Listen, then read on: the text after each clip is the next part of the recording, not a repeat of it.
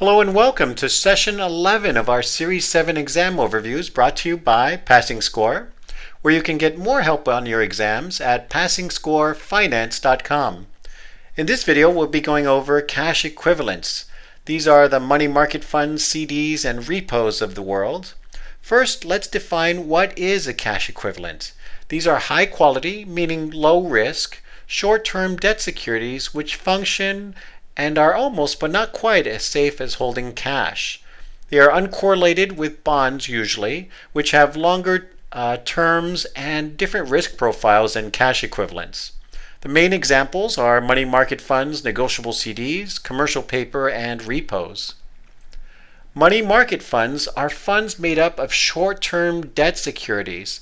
They have to have maturities less than 13 months, and in any case, the total maturity within the fund has to be under 60 days. No one issuer can make up more than 5% of the fund unless it's the government or a repo. They also have to maintain their value of $1. They can't break the buck, in other words, which did happen for a few funds during this last financial crisis. Negotiable CDs are large CDs, usually greater than $1 million, which puts them well beyond the FDIC insurance limits.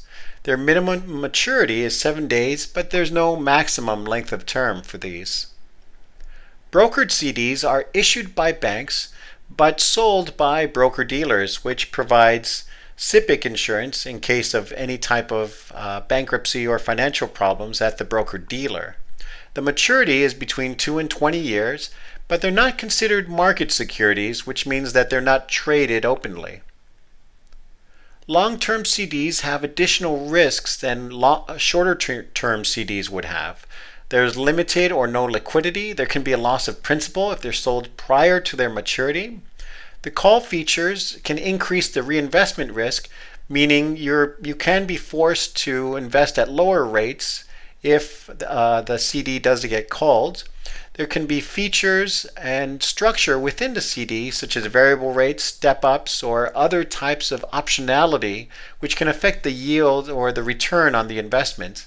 And again, FDIC insurance may not apply. Brokered callable CDs have additional required disclosures.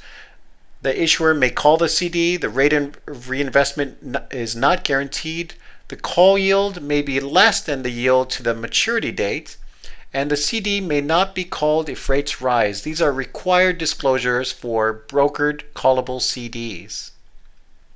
Commercial paper are short-term debt issuances by corporations which are under 270 days. That provides an exemption from prospectus requirements, which makes the issuance less burdensome and cheaper to borrow money. It's a zero coupon issuance, which means that the entire amount is paid at the maturity. There's no interim interest payments, in other words. And they're either directly placed by the corporation or by a dealer working on behalf of the issuer.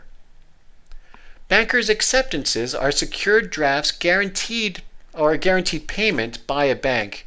These are usually tied to some type of foreign transaction for a payment of goods between a buyer in one country and a seller in another.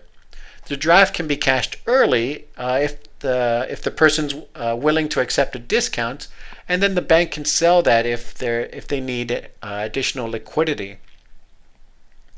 Fed funds are overnight borrowings between banks of excess reserves from the lender to the borrower who may need additional reserves at the Federal Reserve. The rates can fluctuate daily, but usually are tied to market interest rates. The Federal Reserve heavily influences but does not strictly set the Fed funds rate. Repos are agreements to sell a security and later repurchase it at a higher price. The difference between the buy and the sell price is the return on the repo, or this overnight borrowing. The future date and price is fixed at the initiation of the repo.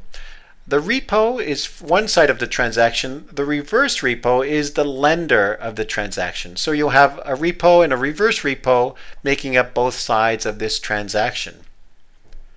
That's it for our cash equivalence section. If you have any questions, please feel free to email me at john@passingscorefinance.com, and good luck on your exam.